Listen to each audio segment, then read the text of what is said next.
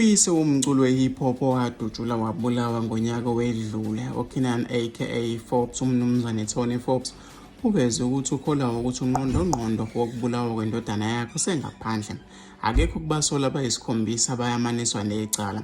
UForbes ubekhuluma ngoLwesine ngemva kokuba inkantolo yemantshi yaseThekwini ihlehlisele umsombuluko umhla ka-18 kwephezulu ukuqhubeka kokulalela kwezicelo zebheyili zabasolwa abathathu kwabahlanu abavele kule nkantolo. UForbes uthi-ke uyawethemba umbuso ukuthi uzokwazi ukuphikisa ibheyili yabasolwa ngenxa yomsebenzi omkhulu owenzile. Ngizizwa nginethemba lokuthi umbuso uzokwazi ukuphikisa noma ukuphikisana nokuthi abasolwa bathole ibheyili. Ngikholelwa ekutheni-ke owabulala indodana yami usengaphandle. Uma kubheka imali ewu-800,000 okuthiwa yakhokhelwa noma-ke yakhokhwa, kuyakhombisa ukuthi-ke kuningi okwenziwa ukuze-ke kugcine-ke kwenzeka lokho okwenzeka endodaneni yami. Ngikholwa ukuthi-ke unqondongqondo ungumuntu-ke okwazi ukufinyelela kalula kulolu hlobo-ke lwemali futhi-ke onamandla, kusho-ke uForbes ngoLwesine. Kumele babasola owokuqala umnumzane Lindokuhle Mkhwanazi oneminyaka engu-30 nowesithathu umnumzane Siyanda Myezu oneminyaka engu-21 bafundeleke inkantolo izincwadi zalapho ezifungele bezicelela izinkantolo ukuba ibanike ibheyili. UMkhwanazi omelwe-ke noma-ke omelwe ugalagala lommeli umnumzane Cyril Mlotshwa wakwaba-ke ibamba lomqondisi wabashushisi KwaZulu-Natal uveze ukuthi-ke ngeke awavuma amacala athwe sewona. Efunda-ke incwadi uMlotshwa uthe-ke iklayenti yakhe licela-ke ukukhululwa ukuze-ke leseke unkosikazi walo okhulelwe. Uveze ukuthi ungusomatekisi onamatekisi-ke amabili ahambela-ke eMtubatuba, amnikeza imali elinganisela ku-40,000 ngenyanga, kanti-ke uphinde-ke alekelele unkosikazi wakhe ekukhokheleni noma-ke isikweletu sika-100,000 asithathe ebhange laseCapitec ngesikhathi-ke beqedelwa ukwakha umuzi wabo obhize-ke isamba semali engango-200,000.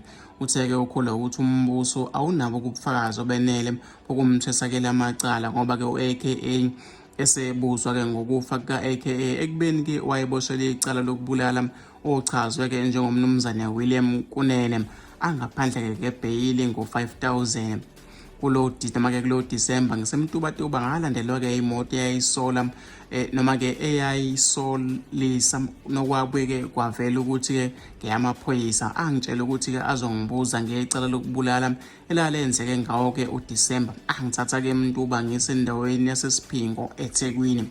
Ngethuka-ke engibuza noma-ke sengibuza ukuthi ngazini-ke ngokufa ka-AKA. Ngawatshela ukuthi-ke angazi lutho, abeke sengishaya engcinya kumoya engiphoquba ngenza isitatimende ngivume icala lokubulala u-AKA. Kodwa-ke ngaphika ukuthi-ke ngiyabandakanya kufunda-ke uMlotshwa. Kuvele ukuthi umyeza naye ungaphandle ngebheyili ka-5,000 ecaleni lokubulawa, ukwakha itulo lokubulala nokutholakala nesibhamu nezinhlamvu okungekho emthethweni. Encwadini kaMyeza efungelwe ubhala ukuthi akanacala futhi-ke ubufakazi bombuso obumeyamanisa naleli cala kabunamandla.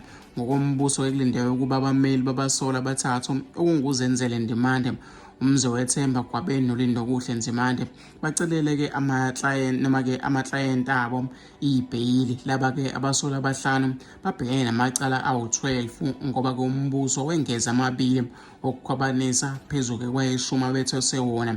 Kanti-ke kusalindeleke ukuba iNingizimu Afrika ifake amaphepha okubuyisa abasola ababili abayamaniswa naleli cala baseSwazini.